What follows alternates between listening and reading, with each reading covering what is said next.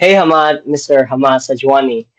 Did I pronounce your name correctly? Yeah, you did. You did.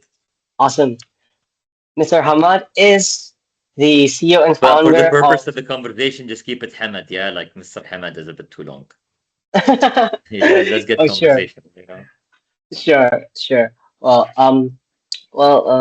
Hamad, thank you for coming to the podcast. I'm really excited to do this podcast with you. I have always wanted to do the podcast with you, and serendipitously, the time has come. I did this podcast to showcase how my friends are doing all over the world, how they have inspired me, and you have inspired me so much through our school and through your life. I would love to catch up and talk to you about what are you up to now. So it's going to be a great 40, 45 minutes. So, where are you in the world right now? So I'm back home. I'm based in Dubai after the MBA. I just go home, get your job done, basically. So yeah, based in Dubai. What am I in life? Uh, Still married. Father of a daughter, Sophia, 2 years and a half. Um, I'm still running my business, Dana Investments. It's been probably one of the best decisions in my life, starting Dana Investments. Um, and Yeah, I'm still kind of enjoying life. I guess since the MBA, I guess one of the biggest changes was I stopped rock climbing and I started spearfishing recently. So yeah, it's been fun. It's been fun. Wow, would love to explore the Mediterranean waters sometime with your guidance to spearfish. That's really cool. That's a cool hobby. Well, for context, me and Hamad went to the MBA in 2020 to 2022 in ESE Business School in Barcelona. And we were in different class, but we were in the same grade. And I remember that he is also active in the finance society, the finance club, which was a club about finance. And he's also DJs in the part time. But could you also tell the listeners, and I also want to know, did you grow up in Dubai? And what was like childhood like for you? Yeah, I grew up in Dubai. I'm from Dubai. I grew up in Dubai. This is home for me. Mm. Childhood was yeah. I mean, like I kind of like you grow up watching the city grow, and you grow up seeing how ambitious the city is. So it just rubs on to you. Um, and luckily, every opportunity is available. Like being an Emirati and being from Dubai, you're lucky in the sense that if you want to pursue an opportunity, if you want to pursue personal development, if you want to pursue something, there are multiple avenues where you can that help you to pursue that uh, career or trajectory. Um, so that's kind of like growing up, kind of going to school and all of that. It's you kind of see the city grow, right? You see things change all the time. From one shopping mall to now two shopping malls to a ski slope. And then you see the towers getting built next to your house. So it just rubs on you in a. I guess a lot of my friends are very ambitious. So that's the other thing. A lot of my friends kind of are business owners, are CEOs, are executives, are lawyers. And I think the specific era we grew in really helped us, realize that we can push forward, and our push will be rewarded. Hmm. You know, yeah. I've never been to Dubai yet. I was wondering whether you've been to Jakarta, but I guess the cities are quite different, right? Indonesia is, I would say, as a metropolis. There's a lot of fancy buildings. I can see the picture of your wallpaper that's in Dubai. There's also like skyscrapers in Indonesia. And growing up, I grew up in a high school where a lot of my friends are also entrepreneurs and they come from family business backgrounds. And a lot of them go into their family businesses or they start their own startups or become consultants as well. But I do feel that my community does push me as well from growing up. And luckily, my parents were also pushing me to do well in school, and luckily that I can go to school like ESA. So like you grew up and you worked in companies like Shell and I believe Standard Chartered as well. Why did you go to Europe for like a big break in your career? You could have easily gone to senior management already. Why did you choose to, I guess, stop all that and go to school again? So my entire purpose behind working in those names, Tanchart, Shell, all of that, was to learn something specific so I can start my own business. I kind of, yeah. So I want to say like I chose finance and I chose that I want to become a portfolio manager. I want to manage a hedge fund. I want to run my own kind of portfolio. Kind of pretty early on, and uh, that passion was fueled by actually working in the industry as well. So I took and I had an internship at an investment bank, and that was like, wow, that's really cool. I know so much about the market, about what's happening. So that level of knowledge gave me the first kind of instinct, the first push forward. And then when I kind of came back and I graduated during the crisis 2008, right? I came back summer 2008, and half the names I applied for went bankrupt. But my purpose was to actually learn about markets and learn trading or learn markets so that I can work for myself and do it for myself. That's always been my goal. Um, so naturally, when I was working in these companies, eh, there was a certain level of, you know, of let me put it this way. At 27, I became very entrepreneurial. At around 27, I started becoming very entrepreneurial. So that's when I started really starting businesses and doing things and trying things out. And it coincided with a period where I was having some kind of disagreements with management at Shell, right? This kind of summarizes how my career is. So I had some disagreement with management at Shell, and at the same time, I had an opportunity to make 3 times my annual salary in a year, right? And that opportunity was in actually trading over-the-counter stocks, but these stocks were traded physically. So you had to go there to the office, exchange cash, write documents, deposit cash. So I'd go to work. I'd put like $300,000 in my literally in my backpack, in the morning because I did a transaction in the evening, and then I had to go to work and hang on to my backpack, because I'm worried it's my money, right? It's like $300,000.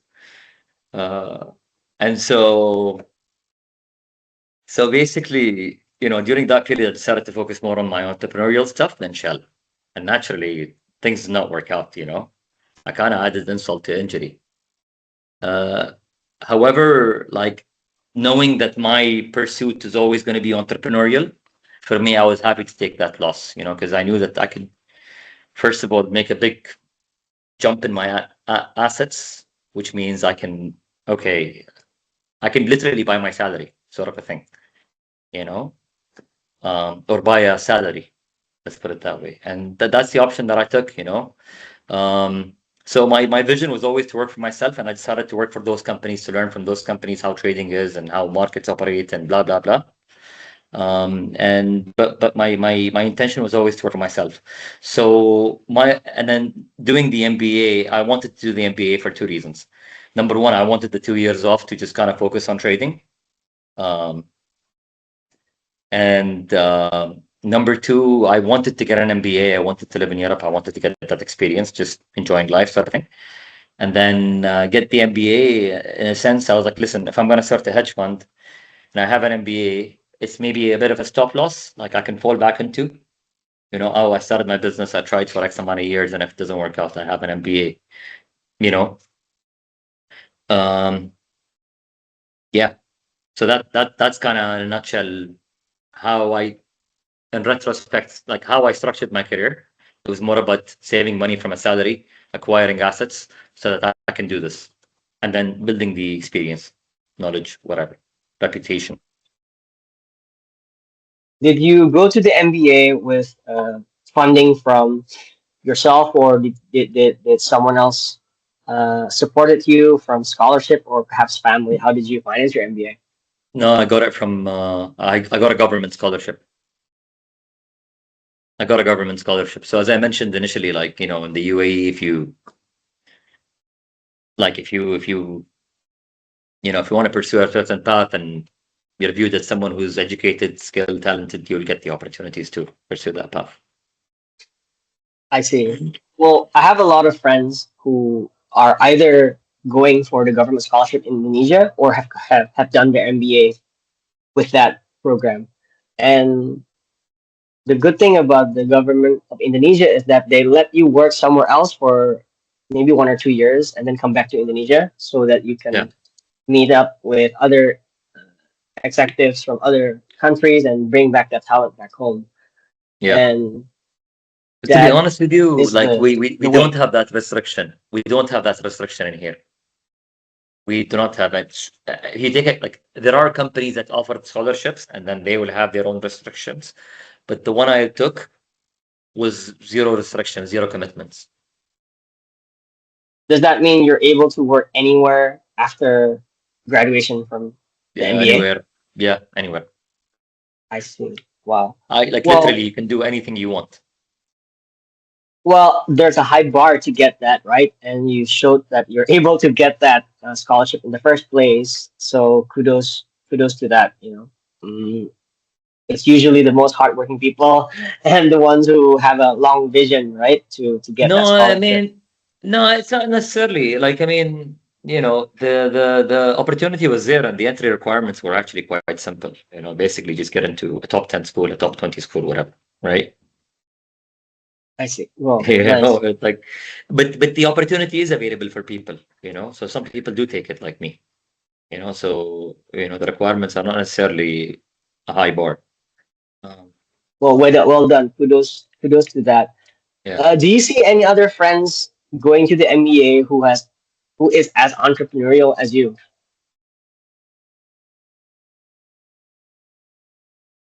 I from my network, no, because I'm in consultant central, right?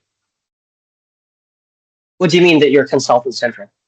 Like, the biggest opportunity available for MBAs in the region and the Middle East is consulting. So a lot of MBAs come here as consultants.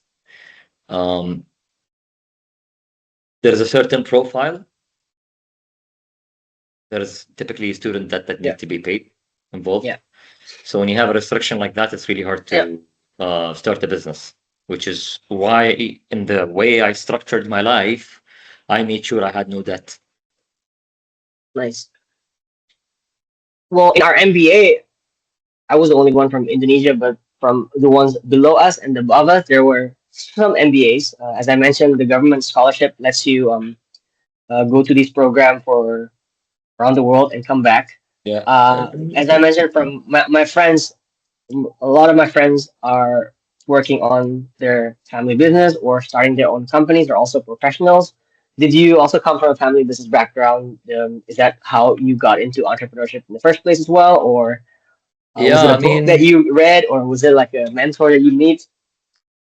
no, it's um entrepreneurship. Okay, I've always wanted to just, I don't know. It's everybody, how shall I put this? Back then in Dubai, like the only work that was available was entrepreneurship, right? You see what I mean? So everybody was an entrepreneur. This entire region, the Middle East, the way it made money was entrepreneurship, was basically facilitating trade and moving trade about, right?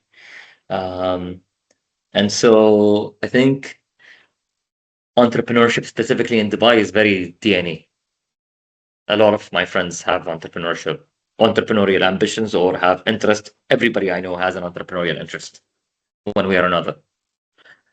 So I don't know. For us, it was natural. It just came, right? For me, the idea of working for myself, yeah, definitely. I met a mentor and all of that, and he definitely I want to say he reignited that idea. For a while, it died. You met a For a mentor while, and for a while, what it does that died. mean? Um, I think there was a period in my life, and I want to say like mid to early 20s, where I was like, oh, it's impossible. And then I want to say kind of late 20s, I met a mentor, and he was like, oh, it is possible. But you just gotta do the work. You just gotta Yeah, do the work. yeah. And I did not realize what the work is until I started Danah Investments and I did it full time. Mm, I mean, it was all building up to this from a mm. philosophy point of view, from a financial point of view, from a whatever point of view. It was building up to setting up Danah Investments. However, setting up Danah Investments was a fucking experience, an experience on its That's own, fine. right? Nice. Like just the entire thing was a trip. Um, and yeah, like So that I think so Hamad before, sorry to cut you. So Hamad yeah. during his 20s, you already come up with Dana Investments without a name. No, Is that right? no. So in my 20s, I started working as a trader, and that's gave me so my first job, stand chart, Git and FX trader. Got to learn about markets, market making, got to handle millions of dollars, right? So I really got to understand how markets operate. 3 years I was doing that in and out, right? Really got to understand how markets operate. From there, I moved to Shell, and the reason I moved to Shell was I thought that it would be really difficult to make money off financial markets, and I wanted to learn a new skill within trading. So I wanted to diversify my knowledge, kind of, so I can take two bets. So I went to Shell, and there I learned about LNG trading and the physical commodities, right?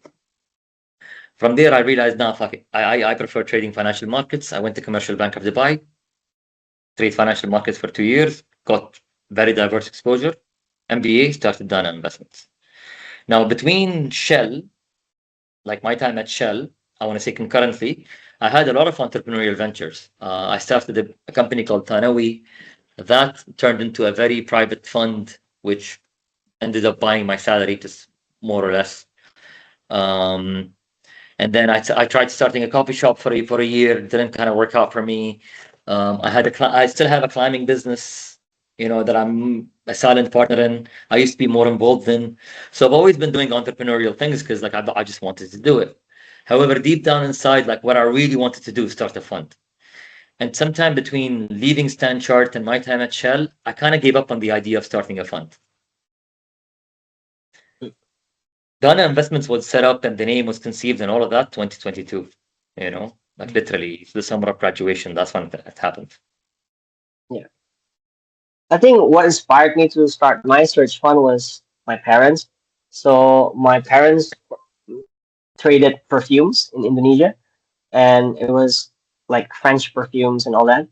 And what taught me is that the relationship that they built with their employees last until now. So it Mm. was kind of like a family, but the responsibility was really big. So you never discuss about that business closing down, because if that business closes down, not only the employee will not eat, but then the employees' families will not eat. So the responsibility is really huge. So for me, starting a business was also like a social kind of goal.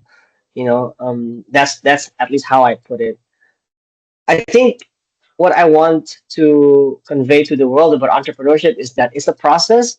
You don't have to have a big goal to become an entrepreneur. It has to be something that you're passionate about, right? And I think you need to thankfully, have a the big. MBA, I don't think it's passion. If you ask me, man, I think you need to have a big why.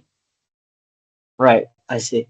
Yeah, Yeah, whatever that why is, yeah, you need to have yeah, you need to have a really strong why, and that why has to be for something that's bigger than you. right.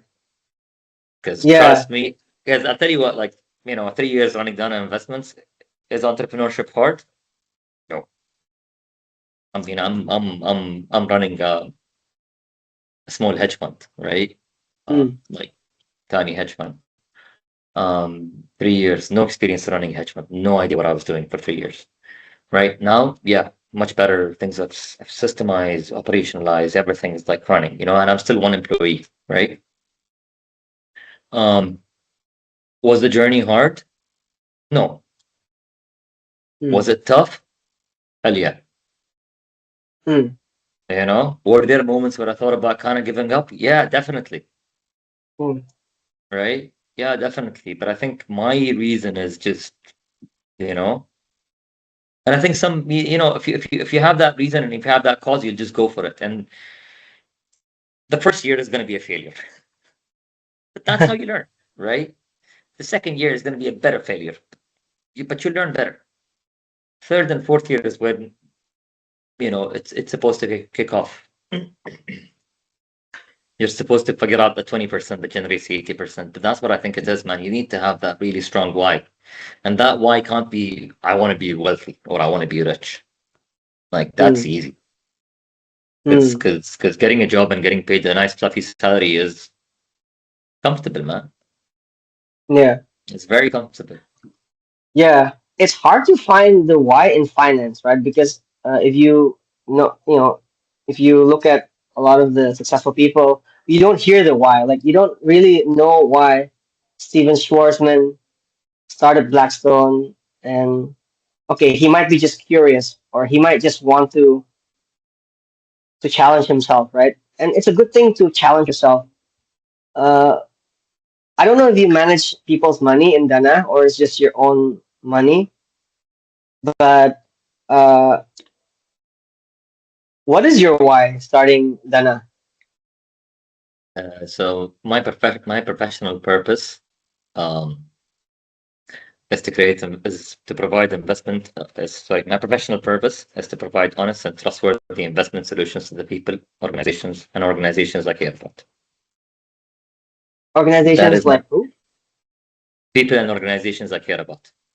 I want to provide financial solutions, honest and trustworthy financial solutions to the people and organizations I care about, or investment solutions. I see. Yeah. So you're kind of like Ray Dalio when he started Bridgewater, when he kind of I like went don't. to McDonald's. When he went to McDonald's, he was helping McDonald's to hedge their imports or whatever. It was kind of like the relationship mattered more to him than I guess himself. Because if that's Yeah. what you're I doing right now. mean, business is composed of it means business is relationships, man. Mm. So Yeah, the people I manage their money, I have a relationship with. They're my friends, man. They're my family. Um, so yeah, I'm fulfilling my professional purpose. Um, yeah, I can see that. Yeah, yeah, and that gives me a lot of like internal satisfaction, to be honest with you. Which is something I did not feel when I had a job. I see. Yeah, yeah, yeah, yeah. Um, Running a business is a skill, like any sport, like any Mm. instrument, like any activity. Uh, to get good at it, you need to practice it. Really. And So to get really good at it, you need to quit everything and just focus on it for 3, 4 years. if you To say that accelerate it's your like, learn to accelerate your learning curve, you need to forget about everything and just focus on this one thing to get really good at it. I'll give an example. mm, Um, Say you want to become a professional cyclist, right? yeah, I mean, if you want to become a professional cyclist, you'll be training for cycling all day long. Focus, right? You want to become a professional trader, professional consultant, professional employee, professional whatever. You quit everything, you focus on that thing, and you get it done. And that's kind of like, how I see it happening. Like, it's a skill. You can't learn about it. You just got to do it. You just got to jump in the water and figure it out. yeah. All my planning, pre-trading, like everything I did planning to start the hedge fund was useless after starting a hedge fund. Mm. All the preparation I did literally added up to nothing when I started the fund.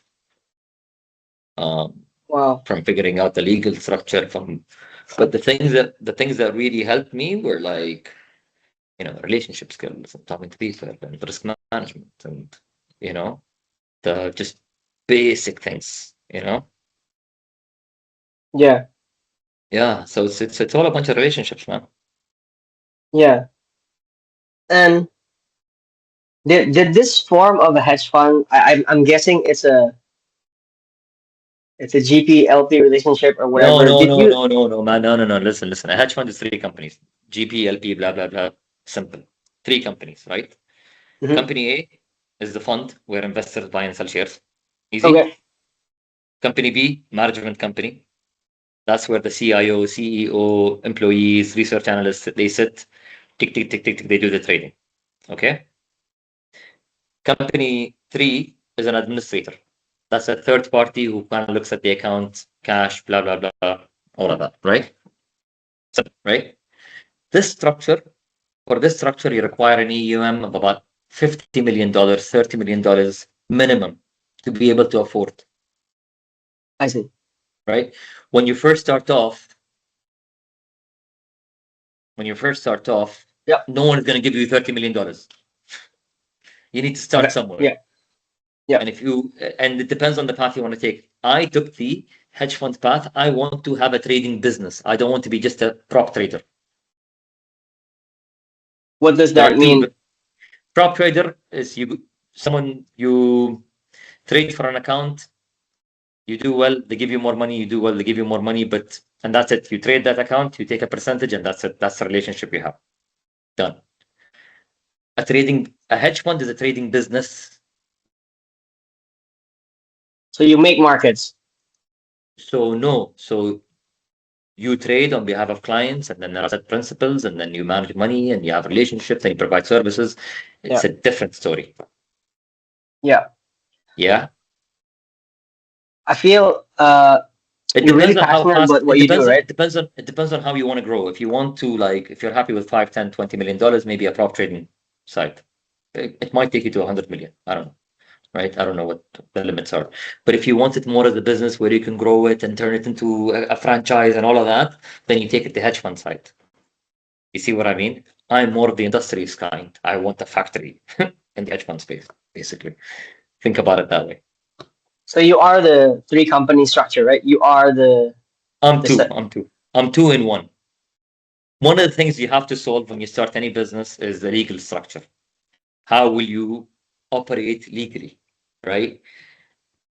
I don't have $30 million to start that structure. So I had to get creative and I had to use my relationships to find a way to solve that problem. And that's what Nice. I did. I found a legal solution Nice. to it. Nice. Not a loophole, not anything. No, something completely legal, completely transparent, Nice. professional, gets the job done. And Nice. so, yeah, Coming back to the hard work, I'm in consulting right now. So I actually applied a lot of times to consulting in the last 4 years. And you're right about crafting your skills. It took me maybe 100 cases to understand the structure to yeah, in an interview. I don't know if you went through the consulting interviews, but you have to say the same things all over from the first one. You know, the market size and then the profit structure and then the recommendation. So it does take repetition to perfect it. yeah. And yeah, Practice makes perfect. exactly. Like, how does sports created you? You know, or made you more disciplined, if any? Did you play? Did you climb seriously before you started this business as well? Did you compete in any way, shape, or form in any sports? Yeah, I started competing at the age of, I want to say 12. Wow, cool. Yeah. I played for, I used to be so pre-university, when I was in high school, I was a semi-professional football player for one of the clubs in here. So I used to get paid to play for one of the local clubs. Keep in mind, it's a small population, so, Nice. big fish, small pond, or small or medium fish, small pond, basically.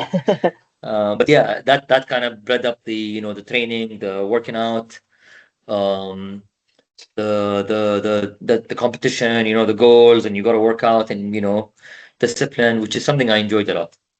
When I went to university, I was more focused on my education, uh, and it paid off. Towards the last semester, I decided, let me try something that I will never do anywhere else. Keep in mind, I was studying in the States, so I did my undergrads in the States. So I decided to Yeah. take rock climbing, and I fell in love with it. Initially, I thought this is something I'll never do in my life. It became my first wife. And so I climbed for about 15, 16 years, and I got really serious about it, to the extent that I had my own climbing wall in my backyard and my own climbing gym and all of that. I had the moon board for anybody keeping score, a moon board and the entire lot, like campus board, different rungs, and I still have a fingerboard in here, so it's insane. So when it came to starting a business, yeah, that competitive spirit, that fighting spirit did really help. The discipline, during my climbing, like I was talking to a friend of mine, and he was like, "So, we were just chatting about life," and I was telling him like, "Yeah, like he was like, he was asking me about my diet, and I'm like, I'll eat anything. I'll eat burgers, candy, sweets, whatever I feel like I'll eat." Having said that, I do work out like nine times a week. Uh, 9 times.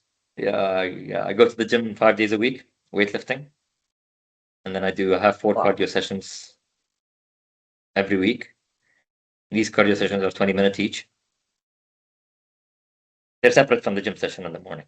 So that's in the morning, this Wow. is in the afternoon, and then every weekend, every other weekend, I'm out spearfishing. So that's like 4 hours of like diving. Ugh, reckless. But fun.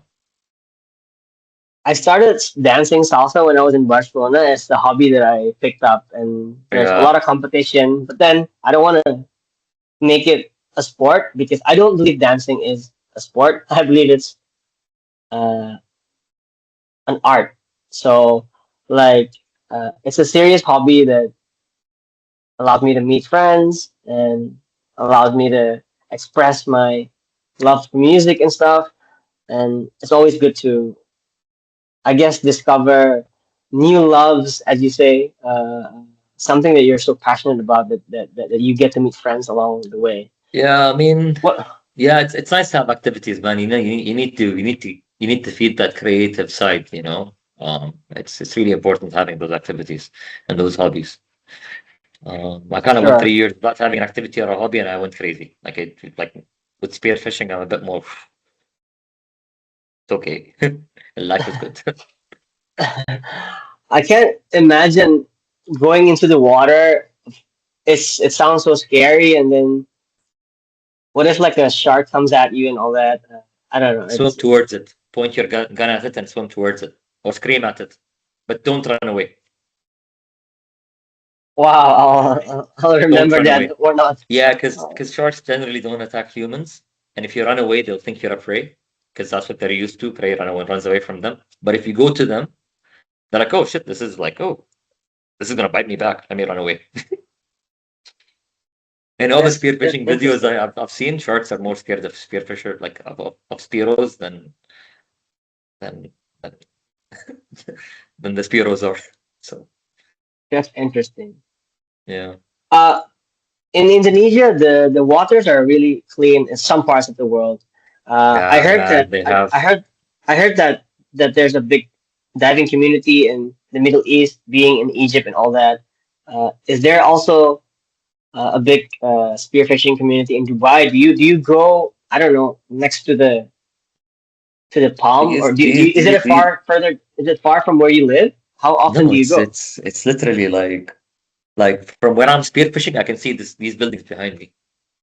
I see. I Wow. can see my neighborhood from where I'm spearfishing. And like, listen, um, so the Red Sea is well known for diving Hmm. because of how clear the water is. Visibility is really good there. Hmm. In terms of marine life, the Arabian or the Persian Gulf is way more richer in terms of marine life. Oh, Like we have the really? gongs, we have the wildlife that we have on the Arabian Gulf, from Kuwait all the way to like, let's say Oman, Hermes, is insane. But and see, the desert is dead because we have tropical waters, so we have grasslands, so that attracts a lot of small fish, which naturally attracts bigger fish, which attracts bigger fish. So like people hunt 30 kilo monsters, 40 kilo monsters every weekend in here, amberjacks and cobias and barracudas, and so it's filled with marine life, and it's not far away from the city, to be honest with you. So where I go spearfishing, where I've been going spearfishing, I started in November, so I'm still kind of like, up to 10 meters, I'm comfortable. Um,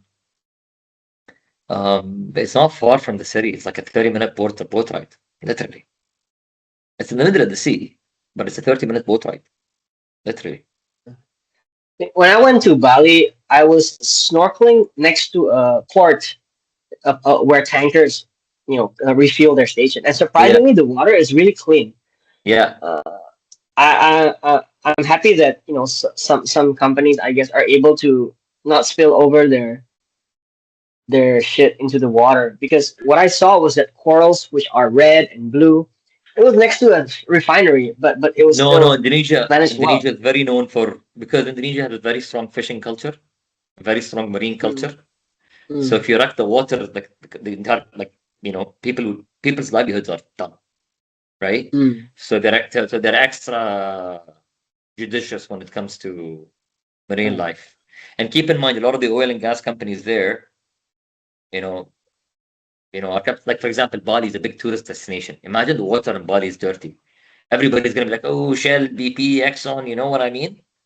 So there Yeah, is that component too. yeah. Yeah, yeah, yeah.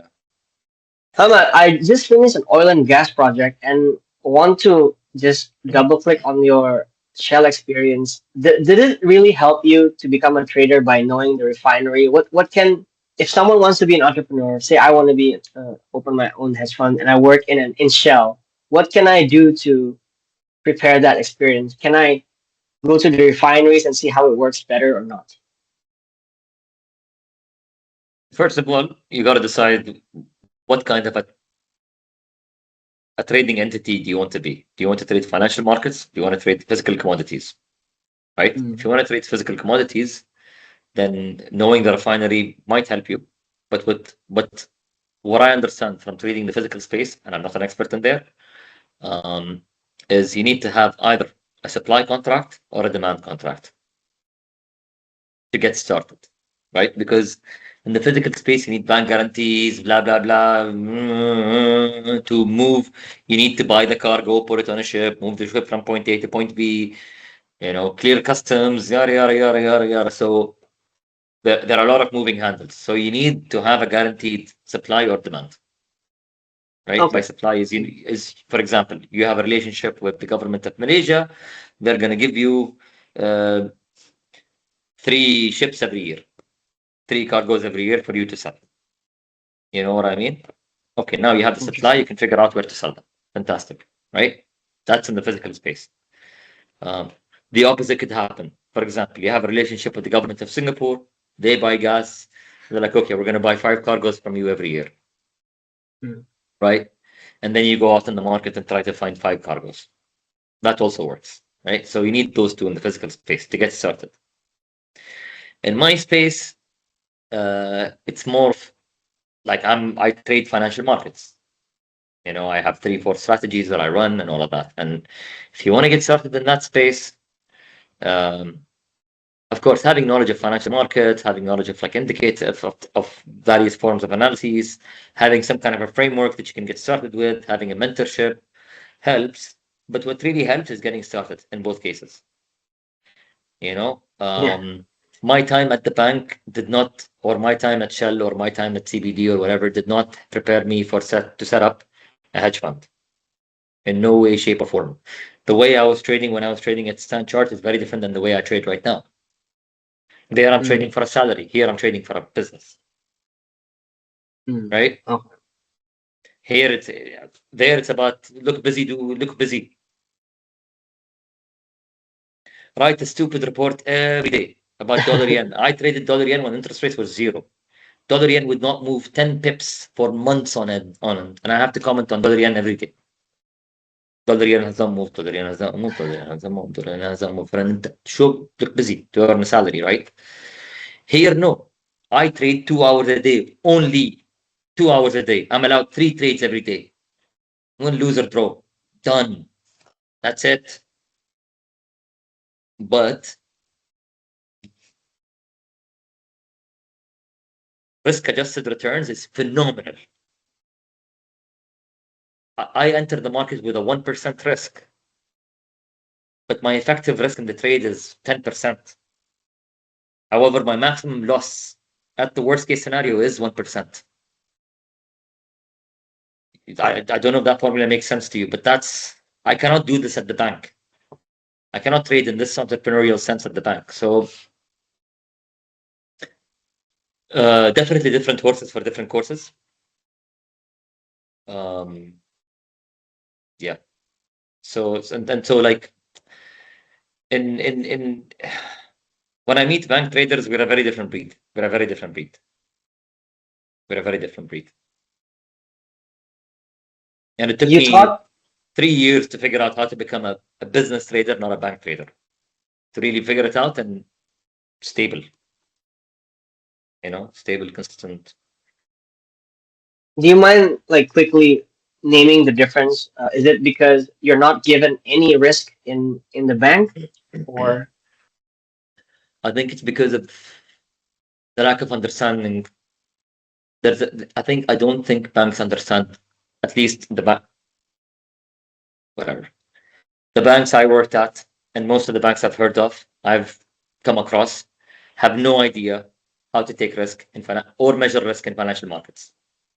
That's why they go bust every other year. Every time there's an interest rate movement, the bank goes bankrupt. Every time someone farts, another bank goes shut down. I think that's the major issue. I don't think banks understand how to take risk. The entire business model is flawed. It's a business model that generates disaster. They don't understand the optionality in their system. That's why they cannot trade the way that's why they cannot comprehend how hedge funds trade. And keep in mind, they're all salaried people. Cut their salary, take away their salary, tell them no. Now you live on what you eat. You live on what you hunt. Breeds a very different generation of thinkers, right? And it's not because as a bank employee, if the bank makes money, I make money. If the bank loses money, okay, it doesn't matter. So the kind of risk I take and the way I think about risk is very different than someone who goes like, listen, I'm going to put my living, my livelihood, which is what I do every day. I put my own money before I put my investors' money in the market. yeah, right? And I take the bet. Yeah. And if it goes down, I wear the loss. In addition to my investor. Not just my investors wearing a loss. Number one. Number two, I as the owner, I am liable for the company's expenses. So if I don't make money to generate my 20%, how am I going to pay my company's expenses? Very different ball game, man. Very different ball game. That guy is getting his salary. He's paying his rent. He's relaxed. I don't have a salary. But that's how I prefer working. I like having an open upside. See, on the contrary, banks don't like an open upside. People who prefer working for a salary, they like the stability. I like the open upside. I don't want the stability. I want the volatility because I think I can manage it to the upside. I believe I can manage. I am managing it to the upside, which means it's not the future. I'm doing it right now. my Yeah. mother picked up trading during COVID. She watched YouTube programs and then paid for classes, and now she does like selling calls and whatnot. The strategies that make money on the sideways, and I'm really impressed by my mother because she didn't trade uh, more than 10 years ago, so it was a new hobby, right? So these, I guess, people like my mom, you guys are very brave to like start something new. I guess I'm guessing you didn't. You were your I know your parents were not hedge fund managers, right? I mean, you No, no, no, picked no, it up no, on no, your no. own, right? No, no, no, no, Oh, no. that's I really taught. cool. I'm self-taught, man. I That's not. got into stand chart. I learned markets. I read books. I read more books. I went into weirder books. I found the niche within the trading space that made a lot of sense to me, and I followed it, and I followed it, and I followed it, and I followed it, and then I found a mentor within that niche, and I've been working for that with that mentor for 3 years. I meet with him by month, like twice a month. We discuss numbers. He guides kind of my research, my growth. Um, I mean, I think now we're guiding each other's growth, understanding financial markets. That's where we're at. Nice. Um, and so, like, it's definitely a journey, but one thing I've learned is you cannot start a new journey with old shoes, Mm, right? You gotta let go of some things behind so you can focus on this new journey, this new purpose, this new birth. Because it is those 3 years of me running Danah Investments were you know what a blessing, because it really made me wow, it really made me a different person. It really changed who I am, and no MBA in the world could do that. No MBA in the world could do that. yeah. I guess for me is being a consultant, I have to be less greedy. Okay, I see that there's a timeline. I think we can wrap it up after this question. I do learn that I have to take profit more often because I go all in too much.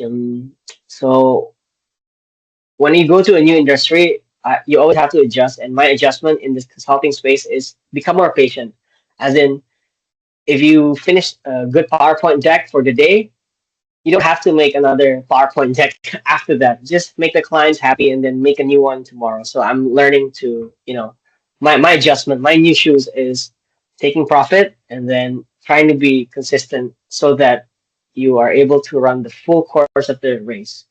I guess my last question is that you taught in your undergrad, right? I really enjoyed my school in the US. I took economics, had really good teachers and all that. And in the US, it's more liberal than the UK. So UK is more memorization, and the US is Mm. more critical thinking. Uh, do you mentor anyone right now? Because you seem like a good teacher. You tutored. Do you have any mentees? I have not come across. I mean, no, sorry. Let me take that again. Um, mentor mentees relationship, right? Yes. It's a Do you? relationship. Like Yeah. like like any relationship, there has to be some kind of a benefit for both sides for it to continue, right?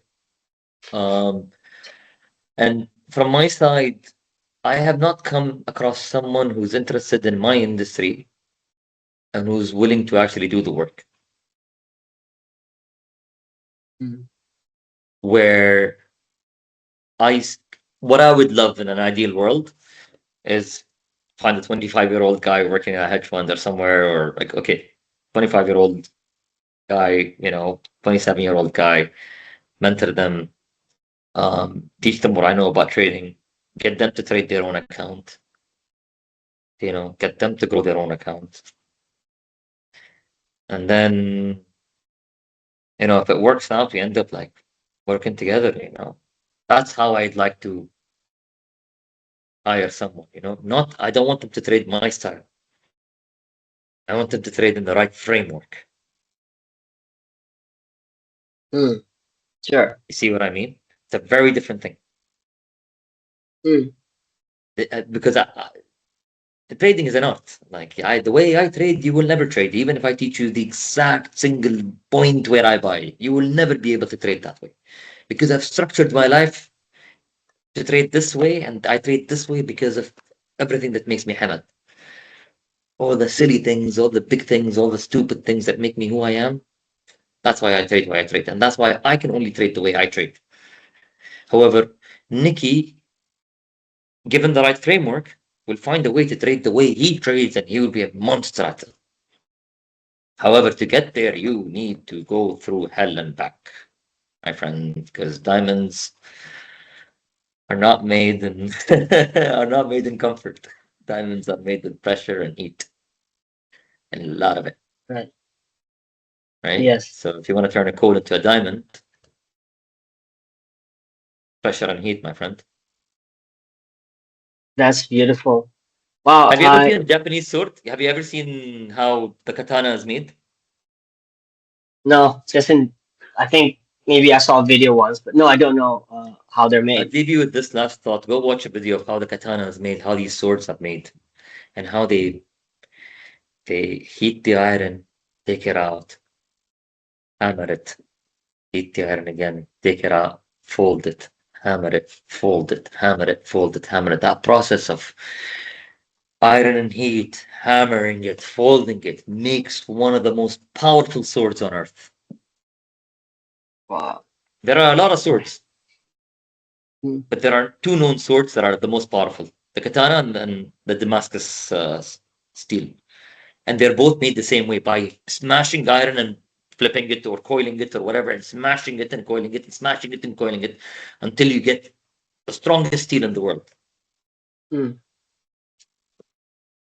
It's a Hmm. decision, you know. You make a decision to go one direction and you just go full force and accept the journey.